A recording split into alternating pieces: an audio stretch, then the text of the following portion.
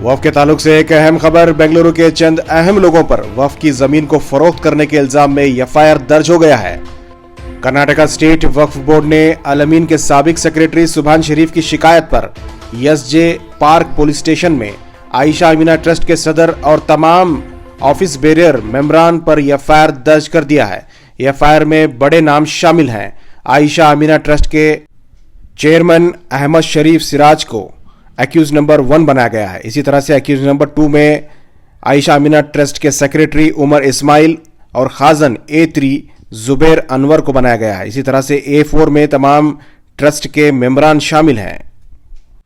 आपको बता दें, चिकपेट के करीब वाक़े वक्फ बोर्ड का इदारा आयशा अमीना ट्रस्ट के तहत तकरीबन 6058 स्क्वायर फीट जमीन मौजूद थी, जिस पर एक हॉस्टल बनाया गया था, जिसमें 525 स्क्वायर फीट जमीन को, पार्किंग की जमीन को आयशा अमीना ट्रस्ट के चेयरमैन अहमद शरीफ सिराज ने डिक्लेरेशन के तहत अपने नाम पर रजिस्टर कर लिया था।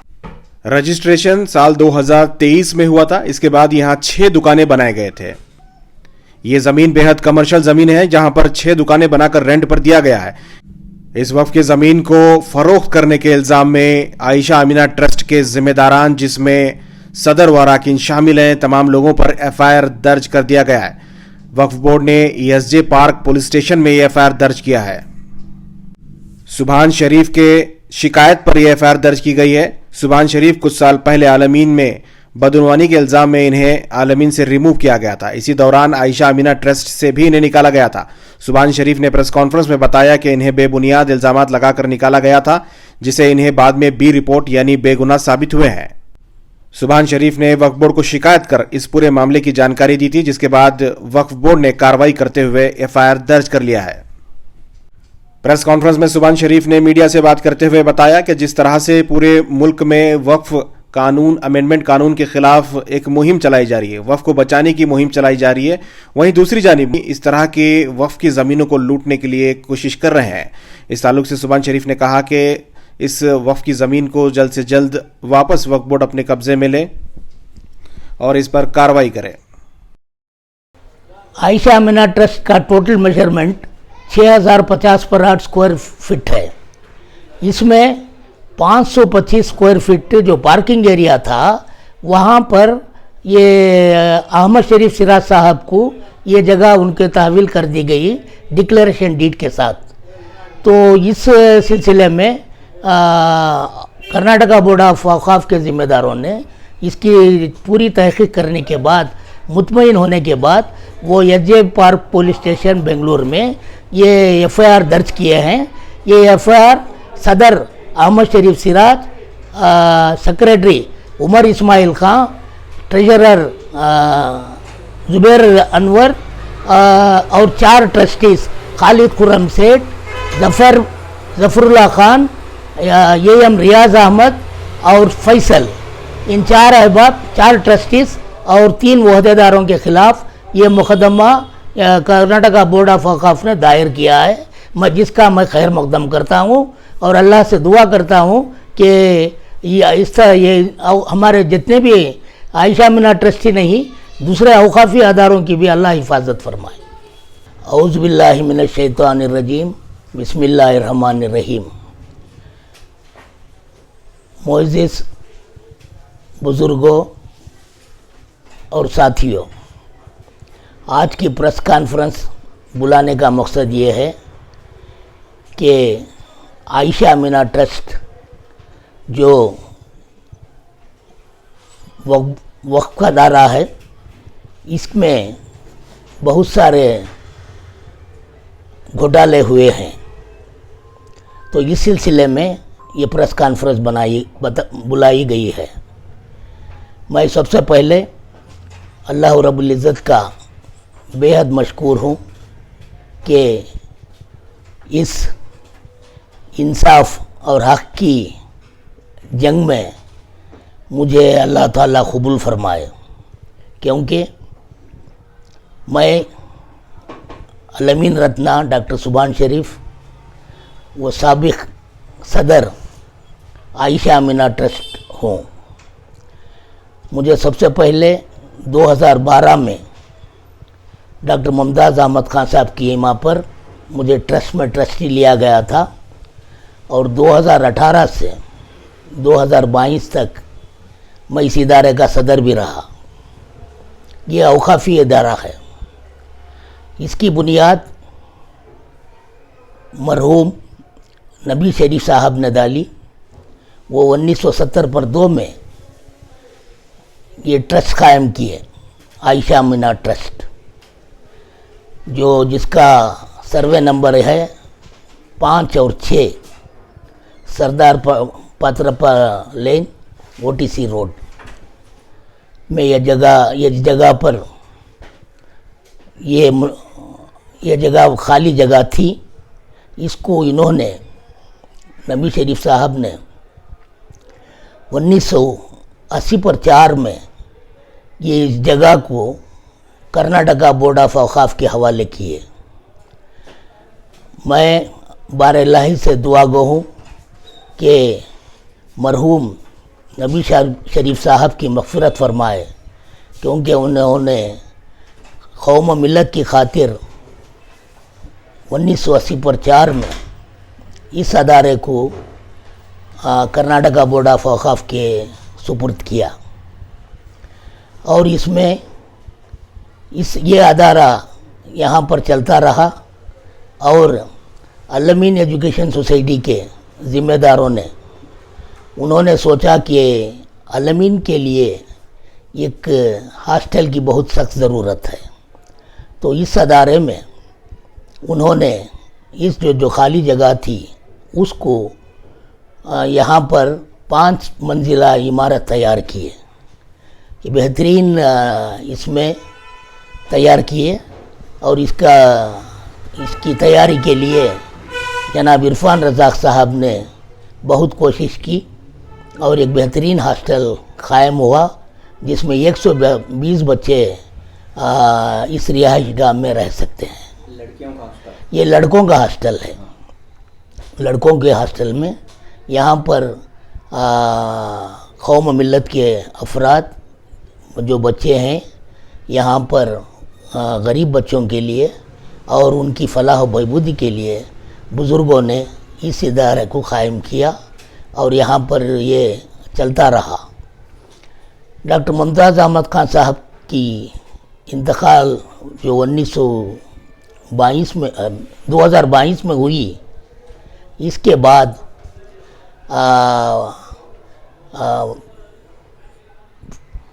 इसके बाद 1921 में उनका इंतकाल हुआ। तो 1922 में 1 फरवरी को तक भी मैं इस इदारे का सदर रहा और बाकायदा इस इदारे की आमदनी का वफ़ कंट्रीब्यूशन हम अदा करते रहे।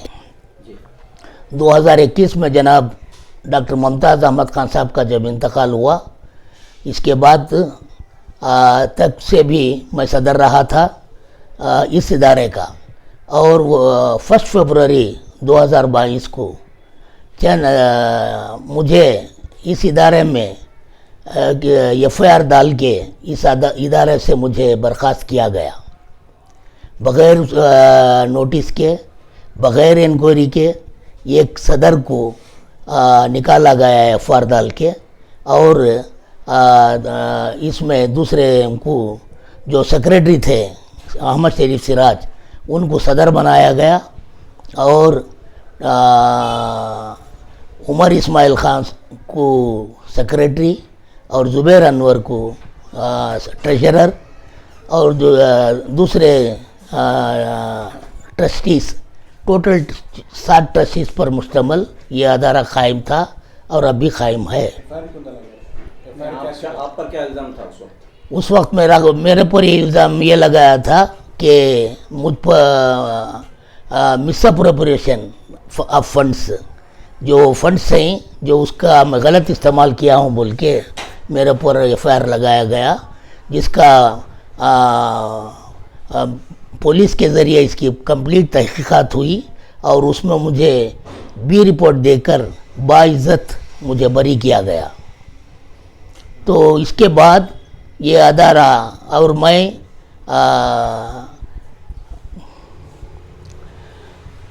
2023 में मैं कर्नाटका वक्फ ट्रिब्यूनल में मेरी अर्जी दायर की कि जो मुझे गलत तौर से निकाला गया है, और साथ साथ यहाँ पर एक जो पार्किंग एरिया था इसमें, इसकी जो टोटल मेजरमेंट जो है इस ज़मीन का 6050 पर 8 स्क्वायर फीट है। ये इसमें 525 स्क्वायर फीट ये पार्किंग एरिया है। अब ये पार्किंग एरिया में इसका जो मौजूदा जो ट्रस्टीज हैं, जो ऑफिस बेरर्स हैं, उन्होंने ये इस पार्किंग लॉट को जनाब अहमद शरीफ सिराज को 2 मार्च 23 में एक डिक्लेरेशन डीड के ज़रिए उनको ये प्रॉपर्टी का जो हिस्सा है वो उनके हवाले किए। तो इसके बाद उन्होंने और ट्रस्ट वालों ने मिलकर 6 दुकानें बनाए यहाँ पर। 3 दुकानें नीचे ग्राउंड फ्लोर में और फर्स्ट फ्लोर में 3 दुकानें। और यहाँ पर एक बात ये भी बताऊँ मैं कि जो आयशा मीना हॉस्टल है, जो लड़कों का हॉस्टल है, उसका बोरवेल ये दुकान के नीचे इस पर आ गया है। और यहाँ पर 2023 में जब ये हुआ तो मैंने ट्रिब्यूनल की दरवाज़ा खटखटाया, वहाँ पर केस चला और 16 अगस्त 24 को ट्रिब्यूनल ने अहकामात जारी किए कि मैं वक्फ बोर्ड से रुजू करूं और इस सिलसिले में तमाम रिपोर्ट आर्डर्स के ज़रिए वक्फ बोर्ड के हवाले करूं। तो इस सिलसिले में मैंने 23 दिसंबर 24 को मैंने कर्नाटका बोर्ड ऑफ औकाफ को मैं मेरा कंप्लेंट यहाँ पर पेश किया। तो ये फर्स्ट मेरा कंप्लेंट था कर्नाटका वक्फ बोर्ड में। तो यहाँ से सिलसिला चलता रहा। अब 2025 में हम पहुँचे और मेरी जद्दोजहद रही कि किसी भी तरह इस औकाफ की जगह को बचाऊं, क्योंकि एक तरफ उलमाए कराम और कौम ये चाह रही है कि वक्फ के औकाफ की जो भी जायदादें हैं उसको बचाएं, और सेंट्रल गवर्नमेंट से हम एजिटेशन कर रहे हैं, हम धरना दे रहे हैं, और दूसरी तरफ ये सेल हुआ है। तो ये इसके डॉक्यूमेंट यहाँ पर हैं जो हमने इसे वक्फ बोर्ड को दिए थे। डिक्लेरेशन डीड बनी, सब रजिस्ट्रार में इसका बाकायदा रजिस्टर हुआ, और इसके बाद यहाँ अहमद शरीफ सिराज साहब के नाम को ये जगह दे दी गई है ट्रस्ट के ज़रिए। ये ट्रस्ट के ज़रिए ये जगह दे दी गई है। अब इसके बाद ये डिक्लेरेशन डीड है, क्योंकि अब वो सब रजिस्ट्रार जब भी कोई आपको मालूम है कि प्रॉपर्टी रजिस्टर होती है तो इसकी मदर डीड पूछते हैं, और बाकायदा ये कहाँ से आई जगह, ये सब तहक़ीक़ात होती है। मगर इस सिलसिले में ये मामले में कोई पूछताछ नहीं हुई होगी, सिर्फ डिक्लेरेशन डीड के ज़रिए ये जगह 525 स्क्वायर फीट अहमद शरीफ सिराज को दे दी गई। यहाँ पर फिर अब 6 दुकानें बने गए जो जिसका मैंने जिक्र किया। अब वहाँ पर बाकायदा गुडविल लिए, इसमें एडवांसेस लिए, तकरीबन 3 करोड़ रुपए का इसमें हेर फेर हुआ इसमें दुकानदारों के ज़रिए। अब इसके बाद जब मैंने मेरी जद्दोजहद जारी रखी वक्फ बोर्ड में, तो ये सिलसिला चलता रहा। अब अल्लाह के फजल से ये जो मामला था अहमद शरीफ सिराज के नाम से, फिर फ़ौरन वो क्या किए, अपनी बीवी और बेटियों के नाम ये जगह ट्रांसफ़र किए। इसके बाद 24 में ये इनके बीवी और बेटियों के नाम ये प्रॉपर्टी ट्रांसफ़र किए। अब इसके बाद क्या हुआ, अब 25 जून में ये क्या किए, बीवी और बेटियों के नाम के ज़रिए ये जगह एक जयशंकर नामी शख्स को बेच दिया गया है। ये ख़रीद लिया है जगह जून 25 में 5 करोड़ में ख़रीदा है। हमको मालूम हुआ है कि 5 करोड़ में ये खरीदा हुआ है। कुछ दस्तावेज हैं आपके पास, कुछ डॉक्यूमेंट है? इसके डॉक्यूमेंट्स नहीं है और इंशाल्लाह इसके डॉक्यूमेंट्स मिल जाएंगे। 5 करोड़ में ये जगह खरीदी गई है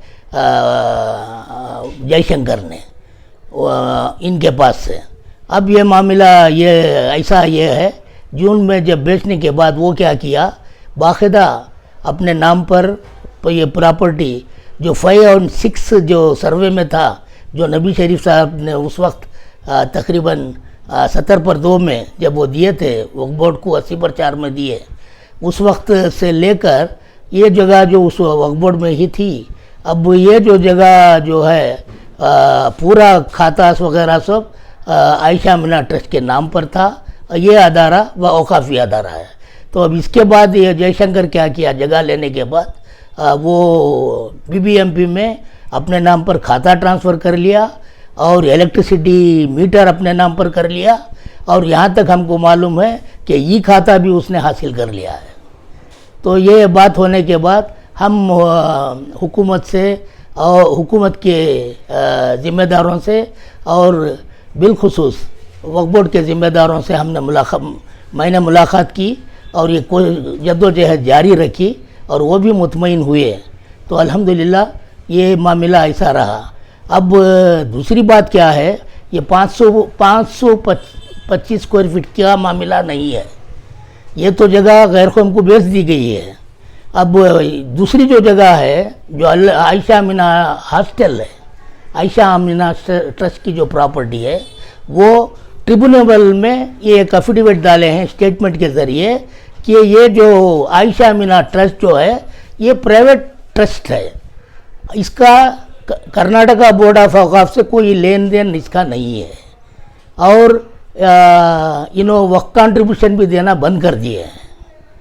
अब इंडिपेंडेंट तौर पर ये चलाते थे। तो ये बात से भी वक्फ बोर्ड की वो मालूम हुई और तमाम मुतमईन हुए, और मैं वक्फ बोर्ड के ज़िम्मेदारों का तमाम का मैं शुक्रगुज़ार हूँ कि अल्लाह ताला ने आपको हिदायत फरमाई कि ये जगह की हिफाजत फरमाएँ। तो कल यानी 18 अगस्त को SJ पार्क पुलिस स्टेशन में एक FIR हुआ। FIR जो हुआ वो सदर अहमद शरीफ सिराज, उमर इस्माइल खान सेक्रेटरी, ज़ुबैर अनवर खाजन और ट्रस्टीज़ ट्रस्टीज़ 4 ट्रस्टीज़। तो उसमें ये ट्रस्टीज़ में फैसल हैं, AM रियाज़ हैं, रियाज़ अहमद हैं, और ज़फ़रुल्लाह हैं, और खालिद खुर्रम सेठ हैं। ये 4 ट्रस्टीज़ हैं। FIR की कापी ये है। पूरे ट्रस्ट के ऊपर हुआ है। उनकी रेजोल्यूशन कॉपी है आपके पास जो जमीन दी थी उनको? नहीं, वो रेजोल्यूशन कापी वो इसे तहसीलदार को इसको दिए, सब रजिस्ट्रार को।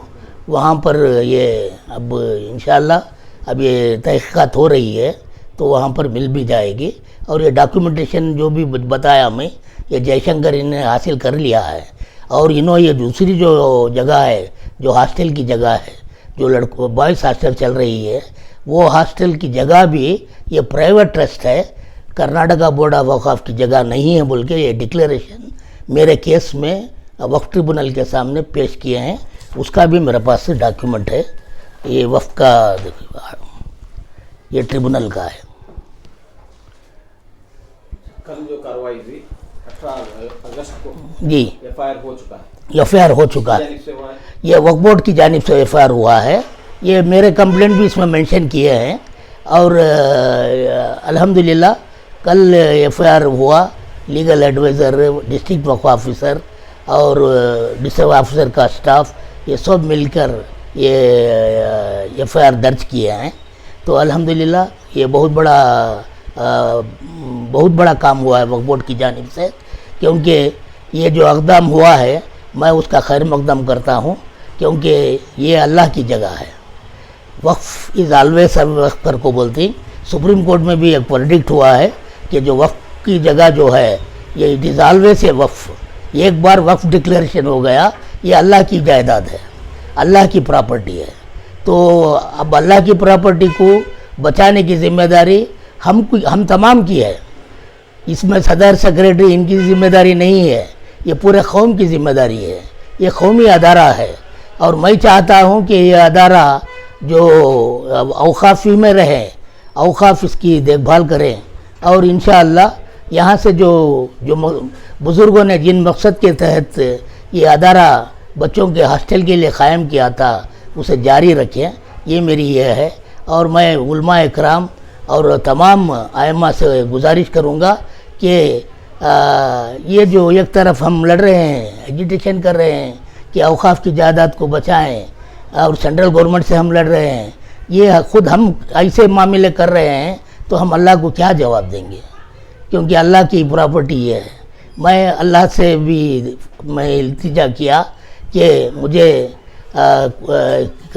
एक आलिम साहब ने मुझे बताया था कि सूरह फील जो नाजिल हुई, जो अबरा का लश्कर काबतुल्लाह को उठाने के लिए आया था, तो अबू तालिब जो सरदार थे उस वक्त, तो वो उनके ऊँटों को भी और बकरियों को भी पकड़ लिए थे।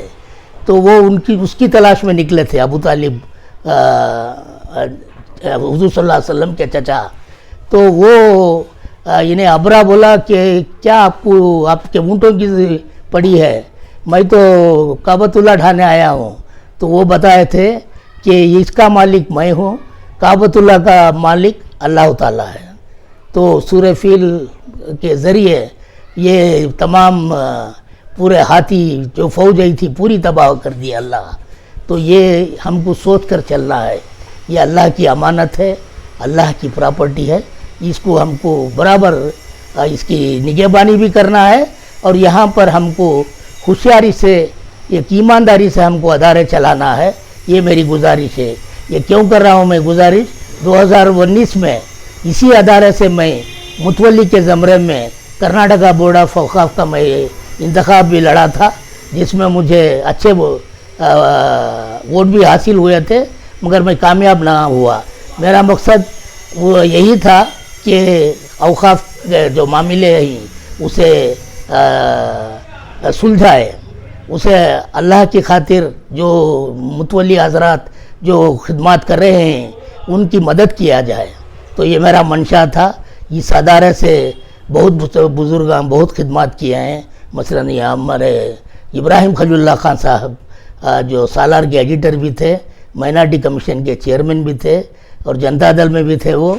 तो वो इस इदारे के फाउंडर ट्रस्टी हैं। वो मैं डॉक्यूमेंट देखा तो वो फाउंडर ट्रस्टी हैं।